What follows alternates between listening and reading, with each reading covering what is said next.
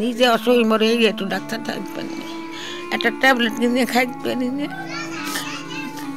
মাঝখানে গুন্দে 10 টাকা চাইছে, তার ট্যাবলেট খাই আমি। জীবন সায়ান্নে কান্না যেন নিত্যসঙ্গী ৭০ বছর বয়সী আঞ্জুয়ারা বেগমের। সমাজের আর ৮-১০টি মানুষের মতো নয়, বরং তার জীবন কাটছে নিদারুণ দুঃখ কষ্টে। স্থানীয়দের কাছে রুমার মা হিসেবে পরিচিত এই বৃদ্ধার নেই কোনো মাথা গোজার ঠাঁই। কখনো খোলা আকাশের নিচে, আবার কখনো অন্যের টংঘরের বারান্দায় রাত কেটে ভোর হয় তার। রোগে ভুগে কঙ্কালসার হয়ে গেলেও অর্থাভাবে বন্ধ চিকিৎসা। জীবনের শেষ দিনগুলোই চরম মানবেতর জীবনযাপন করলেও তাকে দেখার কেউ নেই। একসময় স্বামীর সঙ্গে একমাত্র মেয়েকে নিয়ে ভাড়া বাসায় বসবাস করতেন।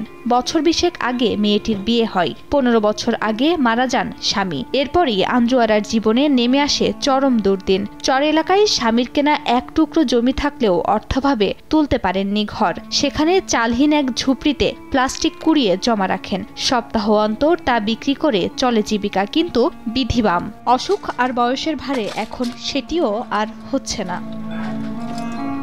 নগদের কাছে সব গ্রাহকই প্রিয়, তাই তো সারা দেশে ক্যাশ আউট চার্জ সবচেয়ে কম।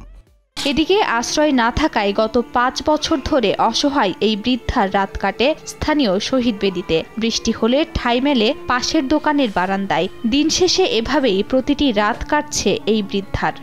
এমন কোনো মানুষ নাই যে আমার এই ঘর একটু ব্যবস্থা করে দেবে।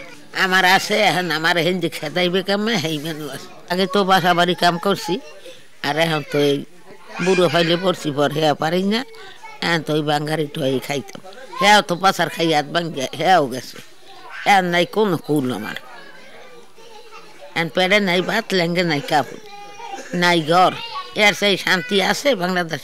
এই সমাজের কি বিশিষ্ট ব্যক্তিদের কি চোখে পড়ে না যে ওনার মতো একটা অসহায় ব্যক্তি রাস্তায় ঘুমায়, এই বেঞ্চের উপরে ঘুমায়, বেঞ্চির দিয়ে পড়িয়ে যে হাত ভাঙে, পা ভাঙে, এমন কি কেউ নেই যে ওনার পাশে দাঁড়াবার? জনপ্রতিনিধি যারা রয়েছেন তারা কোথায়? তাদের কি এই ধরনের দৃশ্য চোখে পড়ে না যে একটি মানুষ এই ডিজিটাল যুগেও কিভাবে খোলা আকাশের নিচে বৃষ্টিতে ঘুমায় এবং সে কোনো খাবার দাবার পাচ্ছে না, নাই তার কোনো ঘরবাড়ি, নাই তার কোনো পরনের কাপড়। সরকারের আশ্রয় প্রকল্পের আওতায় ঘর পাওয়ার কথা থাকলেও প্রশাসনের দৃষ্টিতে আসেননি আঞ্জুয়ারা। প্রয়োজনীয় কাগজপত্রের অভাবে পাচ্ছেন না বয়স্ক ও বিধবা ভাতাও। স্থানীয় জনপ্রতিনিধি বলছেন বিষয়টি তার জানা ছিল না। খোঁজ নিয়ে বৃদ্ধার চিকিৎসা ও মাথা গোজার ঠাঁই করে দেওয়ার আশ্বাস তার। নগদের কাছে সব গ্রাহকই প্রিয়, তাই তো সারা দেশে ক্যাশ আউট চার্জ সবচেয়ে কম। আঞ্জুয়ারা বেগম নামে যে মহিলা অনেক দুঃখ কষ্টের ভিতরে আছে, বা তার ঘরের ছাদ নেই এবং রাস্তার পাশে থাকে, এটা আজকেই আমি জানতে পারি। তার থাকার মতো একটু ছাদের ব্যবস্থা এবং তার চিকিৎসা এবং থাকা সুস্থভাবে যেন বাঁচতে পারে সে ব্যবস্থা করার জন্য যতটুকু আমার দ্বারা সম্ভব আমি চেষ্টা করব তার জন্য। ঝালকাঠি শহরের সুগন্ধা নদীর দক্ষিণ চর এলাকার বাসিন্দা বৃদ্ধা আঞ্জুয়ারা বেগম ৪০ বছর ধরে এই এলাকায় বসবাস করছেন তিনি। সময় সংবাদ, ঝালকাঠি।